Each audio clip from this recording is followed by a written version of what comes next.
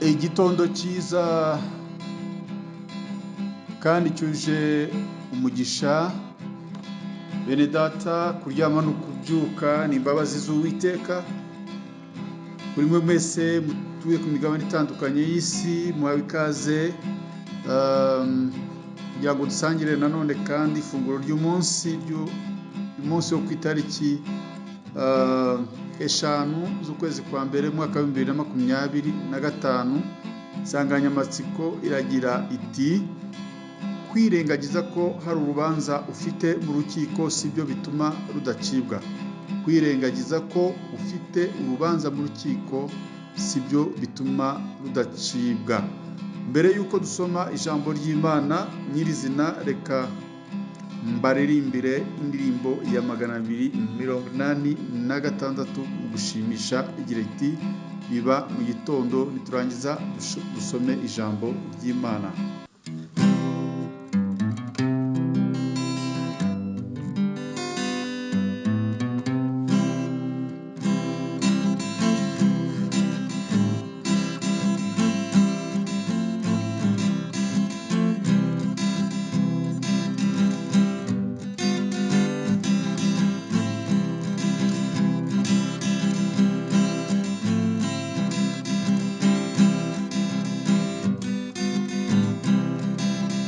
Biba mu gitondo imbuto zineza, biba ku manywa ikigoroba.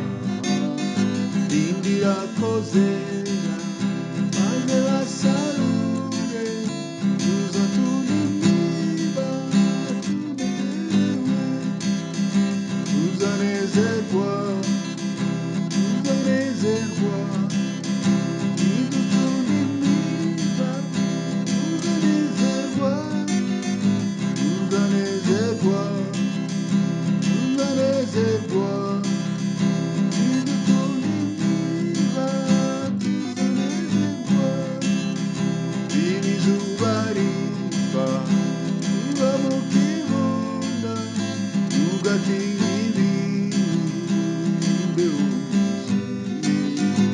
amasarura irimo bishize, tuza tunimiba tunezerewe. Haleluya, tuzanezerwa nidutunimiba, tuzanezerwa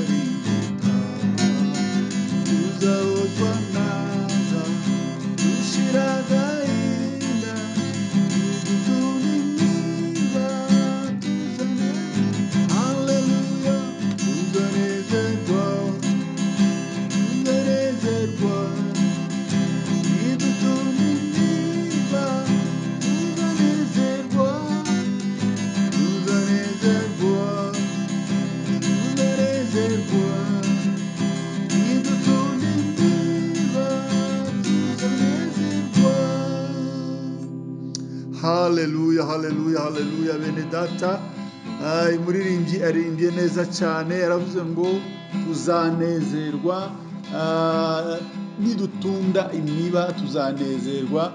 Aravuga ngo biba mu gitondo, biba imbuto zineza, ibyo biba ku manywa n'ikigoroba, ngo urindire ko zera baze basarure. Arangira ngo biba izuba riva, biba mu kibunda, ntugatinye ibihu n'imbeho nyinshi.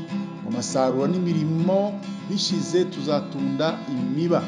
Asoza avuga ngo tugende turira tubibira umwami, niba tubabazwa n'abarimbuka tuzahozwa naza, dushire agahinda nidutunda imiba.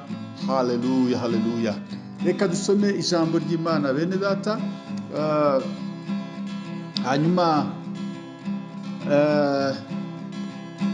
turebe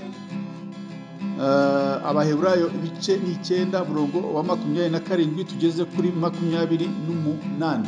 haravuga ngo kandi nk'uko abantu bagenewe gupfa rimwe hanyuma yaho hakaza urubanza, niko na Kristo amaze gutambwa rimwe ngo yishyireho ibyaha bya benshi azaboneka ubwa kabiri atazanywe no kwitambira ibyaha, abonekerera abamutegereza kubazanira agakiza. Dusome nanone mu Itangiriro ibice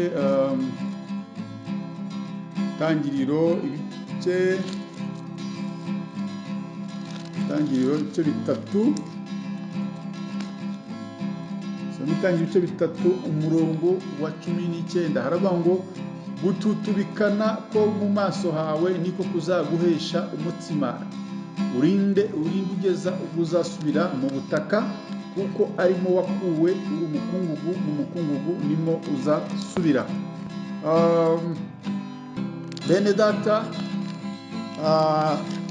twasomye cyangwa se twavuze insanganyamatsiko y'ifunguro ry'uyu munsi igira iti kwirengagiza ko hari urubanza ufite mu rukiko sibyo bituma rudacibwa cyangwa se rutazacibwa. Iyo umuntu afite urubanza mu rukiko, akenshi iyo umenyeshejwe ko mu rukiko runuru ufitemo ikirego warezwe n'umuntu, ntabwo uryama ngo usinzire, ahubwo urakanguka ugatangira kwiga ingingo zizakurengera cyangwa se ibimenyetso uzifashisha mu rubanza kugira ngo urebe ko wazarokoka cyangwa se wazokoka imbere y'umucamanza. Nk'uko baca umugani ngo nta muntu wasasa ngo aryame inzu irimo gushya, niko bimeze abantu nabo muri iki gihe barabwirwa ko hari urubanza igihe runaka imbere y'Imana. Buri wese asabwa gutegura hakiri kare ingingo zamurengera, bakamera nk'igihe cya Nowa, bagakomeza kwinezeza no kuvunira ibiti mu matwi, gukora ibyangwa n'amaso y'Uwiteka. Reka rero bene data twongere twibukiranye, tubibutse ko hari urubanza buri wese afite nyuma y'ubu buzima, kandi kuri buri wese waba ukomeye cyangwa se uworoheje, buri muntu wese akwiye gushaka ingingo zizamurengera, akwiye gushaka Yesu Kristo ko ari we avoka mukuru, ari we uzamuburanira. Iyo umuntu afite urubanza ashaka umwunganizi mu rukiko uzamufasha kuburana, ntabwo wasasa ngo uryame utegereze gusa. Iyo uryamye ukabyihorera urubanza ruracibwa, ukabona gusa igihe kirageze baraje bakorereje abapolisi, baraje baragufashe bagutwaye mu ibohero.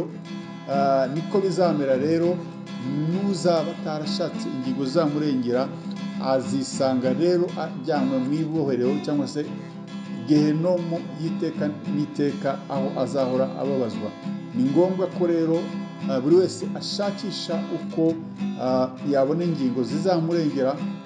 Ijambo ry'Imana mu Itangiriro igice cya 3 umurongo wa 19 hatubwiye ngo gututubikana ko mu maso hawe niko kuzaguhesha umutsima, urinde ugeza ubwo uzasubira mu butaka, kuko arimo wakuwe uri umukungugu, mu mukungugu nimo uzasubira. Ni ukuvuga ngo iyo dukorera Imana bisaba gututubikana, bisaba gukoresha imbaraga. Biravuga ngo nkunda bankunda kandi abanshakana umwete bazambona. Bene data rero buri wese amenye ko hari urubanza rumutegereje, kandi akwiye gushaka ingingo zizamurengera hakiri kare, kandi agashaka n'umwunganizi ari we Yesu Kristo, avoka principale. Ijambo ry'Imana rero ridufashe kandi tugire neza mu izina rya Yesu Kristo, amen. Dusenge. Data, mu izina rya Yesu, urakoze kutwongera kutwibutsa ko buri wese afite urubanza kandi agomba gutegura ingingo zizamurengera igihe kigeze, umunsi uzamuhamagara.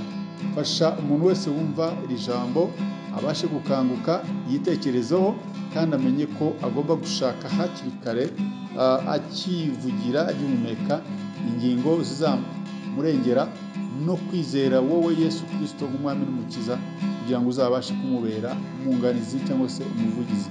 Urakoze, urakarama, bana natwe mu izina rya Yesu wacu, amen.